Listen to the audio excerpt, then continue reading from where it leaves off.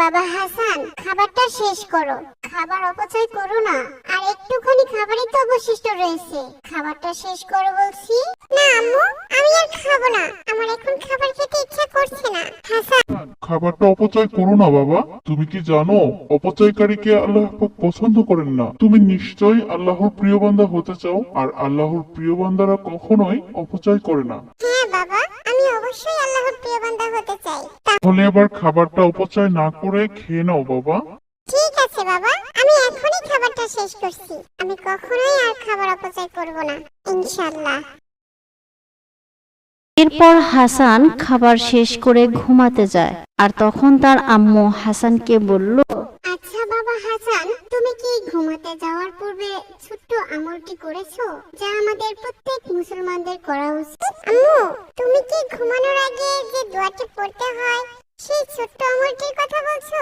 কিন্তু আমি তো বেশ কিছুদিন ধরে দোয়াটি পড়তে ভুলেই যাই। এখন আর আমি সেই দোয়াটি মনে করতে পারছি না, তাই করিনি। বাবা হাসান, মনে রেখো, আমল যত ছোটই হোক না কেন, তা যদি নিয়মিত করা হয় সে আমল আল্লাহর কাছে অত্যন্ত পছন্দের হয়। আর যে কোনো আমলই যদি তুমি নিয়মিত না করো তাহলে তা ভুলেই যাবে, এটাই স্বাভাবিক। আমি তোমাকে অনেক আশা নিয়ে মাদ্রাসাতে দিয়েছি, আর আল্লাহর কাছে সর্বক্ষণ দোয়া করি আল্লাহ পাক যেন তোমাকে পাকা মুমিন বান্দা করে গড়ে তোলেন। তোমার কাছে আমি এটি আশা করিনি বাবা। আম্মু, আমার ভুল হয়ে গেছে, আমাকে তুমি মাফ করো। তুমি একবার আমায় ঘুমানোর পূর্বে সেই দোয়াটি শিখিয়ে দাও, এরপর থেকে আমি নিয়মিত আমল করব। আচ্ছা ঠিক আছে, ঘুমানোর পূর্বের দোয়াটি হলো আল্লাহুম্মা বিইসমুকা আমুতু আহিয়া। এই দোয়াটি ঘুমানোর আগে প্রতিদিন 3 বার করে পড়তে হয়। বাবা, তুমি এবার একটু পড়ো দেখি। আল্লাহুম্মা বিইসমুকা আমুতু আহিয়া, আল্লাহুম্মা বিইসমুকা আমুতু আহিয়া, আল্লাহুম্মা বিইসমুকা আমুতু আহিয়া। এবার তুমি ঘুমিয়ে পড়ো বাবা, আমি আসি। আল্লাহ হাফেজ।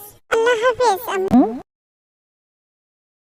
পরের দিন হাসান তার বাবার সাথে বাজার থেকে ফিরছিল। পথিমধ্যে দেখলো একটা অ্যাক্সিডেন্ট হয়েছে, আর একজন লোক প্রচন্ড আঘাত পেয়ে পড়ে আছে। এরপর হাসান ও তার বাবা সেখানে এগিয়ে গেল।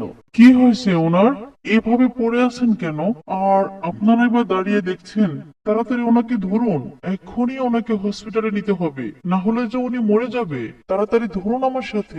না ভাই, আমরা কেউ ধরতে পারবো না। কোন জায়গার না কোন জায়গার লোক, না জানি কোন বিপদ হয়, পুলিশ কেসও হতে পারে, আমরা ধরতে পারবো না। না ভাই, সি সি, এসব কি বলছেন আপনারা?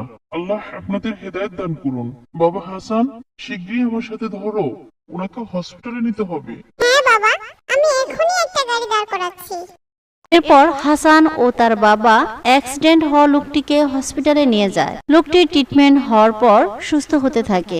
বাবা, লোকটি রাস্তার ধারে পড়েছিল, অনেকেই দেখছিল, কেউ ওনাকে হসপিটালে নিয়ে আনার জন্য সাহায্যও করলো না। কিন্তু তুমি ওনাকে কেন হসপিটালে নিয়ে আসলে? আমরা তো ওনাকে চিনি না।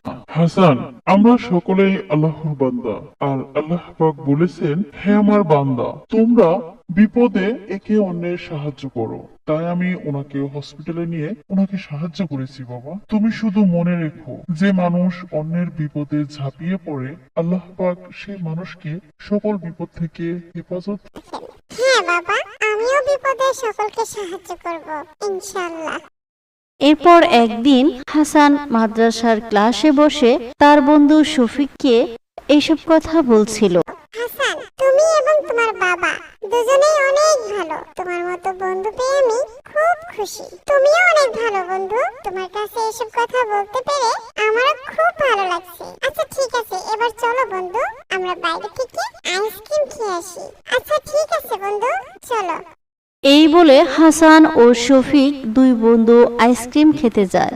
শফিক তার নিজের টাকা দিয়ে আইসক্রিম কিনে হাতে নেয়, আর হাসান যখনই আইসক্রিম কিনতে যাবে তখনই একজন ভিক্ষুক এসে বলল, বাবা, আমাকে কিছু খাবার কিনে দিবে? সারাদিন আমি কিছুই খাইনি, আমাকে কিছু সাহায্য করো বাবা। আমার কাছে কোনো টাকা পয়সা নেই, আমি কিছু দিতে পারবো না, তুমি যাও। আমার কাছে তো আইসক্রিম কেনার জন্য 10টা টাকা আছে। আমি তো আইসক্রিম খেতে এসেছি, কিন্তু এই বৃদ্ধ লোকটি সারাদিন কিছুই খায়নি। আমার আইসক্রিমের চাইতে বৃদ্ধ লোকটির কিছু খাবার খাওয়া খুবই দরকার। আমি তো আইসক্রিম পরেও খেতে পারি। দাদু, এই নাও 10 টাকা। আমার কাছে এর থেকে বেশি নাই, এটা দিয়ে তুমি কিছু খেয়ে নিও। বেঁচে থেকো বাবা, তোমার আইসক্রিমের টাকা আমায় দিয়ে দিলে। আল্লাহ তোমার মঙ্গল করুন, তুমি অনেক বড় হও বাবা। এরপর দুই বন্ধু যার যার বাড়ির দিকে চলে যায়। হাসান কিছু দূর আসার পর দেখলো রাস্তার ধারে একটি ছেলে হাত পেতে কান্না করছে আর সকলের কাছে সাহায্য চাইছে, কিন্তু কেউ তাকে কোনো সাহায্য করছে না। কি হয়েছে ভাই তোমার? তুমি এভাবে হাত পেতে কান্না করছো কেন? কি নাম? আমি উমর।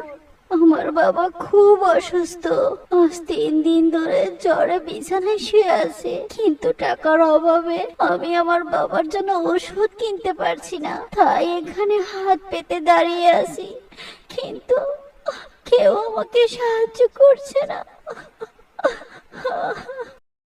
হাসান মনে মনে ভাবলো, আমার কাছে তো কোনো টাকা নেই, আমি বরং ওমরকে বাড়িতে আব্বুর কাছে নিয়ে যাই, আব্বু নিশ্চয়ই ওমরকে কিছু সাহায্য করবে। এই বলে হাসান উমরকে তার বাবার কাছে নিয়ে যায় আর তার বাবাকে সব কথা খুলে বলে। উমরের বাবা ছিলেন একজন উদার মনের মানুষ। ছেলের মুখে সব কথা শুনে উমরকে বলল, বাবা ওমর, তোমার বাবার এত জ্বর কিভাবে হলো? তোমার বাবা কি কাজ করতেন? আঙ্কেল, আমরা খুব গরিব। আমার বাবার একটি জাল ছিল, আর সেই জাল দিয়ে নদীতে মাছ ধরতো। সেই মাছ বিক্রি করে আমাদের সংসার চলতো, কিন্তু কয়েকদিন আগে বাবার হাত থেকে জালটি ফসকে নদীতে হারিয়ে যায়। বাবা সারাদিন ডুবে ডুবে নদীর মধ্যে সেই জালটি খুঁজতে থাকে। জালটি তো বাবা খুঁজে পেলই না, উল্টো বাবার প্রচন্ড জ্বর আসলো। আজ 3 দিন ধরে আমাদের ঘরে কোনো খাবার নেই, বাবারও খুব জ্বর, তাই আমি সাহায্যের জন্য রাস্তায় দাঁড়িয়েছিলাম। আচ্ছা ঠিক আছে বাবা ওমর, তুমি কোনো চিন্তা করো না। এই নাও, এখানে 10,000 টাকা আছে। এর থেকে কিছু টাকা দিয়ে তুমি বাড়িতে খাবার নিবে, আর কিছু টাকা দিয়ে তোমার বাবার জন্য ওষুধ নিবে, এবং বাকি টাকাগুলো দিয়ে তোমার বাবাকে বলবে নতুন আরো একটি জাল নিতে। আঙ্কেল, আপনাকে অনেক ধন্যবাদ। আল্লাহ আপনার মঙ্গল করুন। আমি তাহলে এখন যাই, তাড়াতাড়ি বাবার জন্য ওষুধ নিতে হবে। এই বলে ওমর সেখান থেকে চলে যায়। এদিকে হাসান বাবার উদার মন মানসিকতা দেখে নিজেকে খুবই গর্ববোধ করে।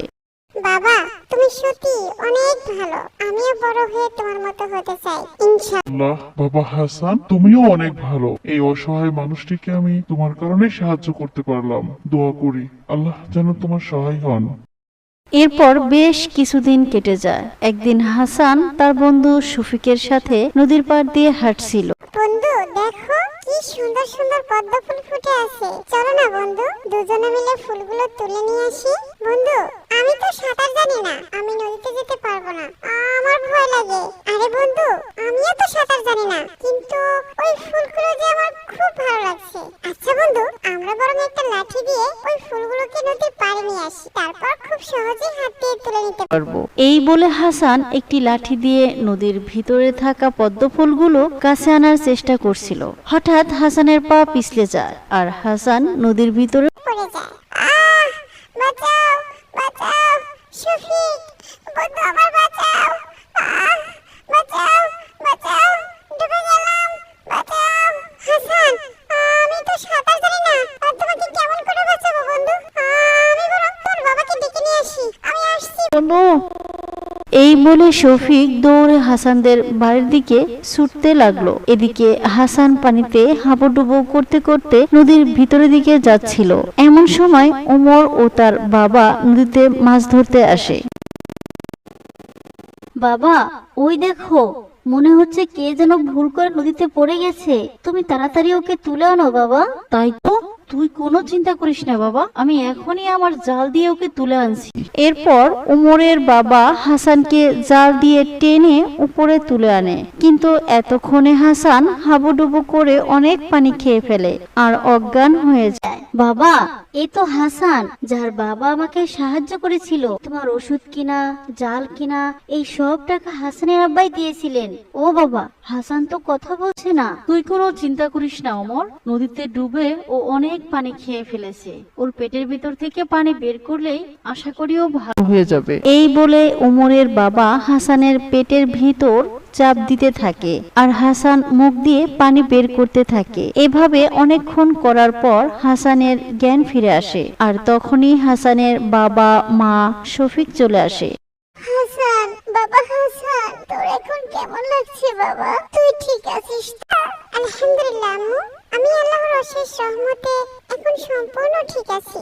শুকুর আলহামদুলিল্লাহ। বাবা হাসান, তুমি ভয় পেও না, আল্লাহ তোমাকে সাহায্য করেছেন। তা না হলে তুমি যখন নদীতে পড়ে গেলে আর শফিক আমাকে ডাকতে গেল, আমি আসতে আসতে এতক্ষণে তুমি মরেও যেতে পারতে। মহান আল্লাহ রাব্বুল আলামিন এই ওমর ও তার বাবাকে উসিলা করে তোমাকে সাহায্য করেছেন আর আমাদের বুকে ফিরিয়ে দিয়েছেন। ভাই, তোমাকেও অনেক ধন্যবাদ। আল্লাহ তোমার মঙ্গল করুন। সুপ্রিয় দর্শক বন্ধুরা, আসুন আমরা এই গল্প থেকে এই প্রতিজ্ঞা করি যে আমরা সব সময় অসহায়কে সাহায্য করব, ক্ষুধার্তকে খাবার দেব এবং সব সময় সব কাজে আল্লাহর শুকর আদায় করব ইনশাআল্লাহ। গল্পটি ভালো লাগলে একটি লাইক দিন এবং কমেন্টে ইনশাআল্লাহ লিখুন। আল্লাহ হাফেজ।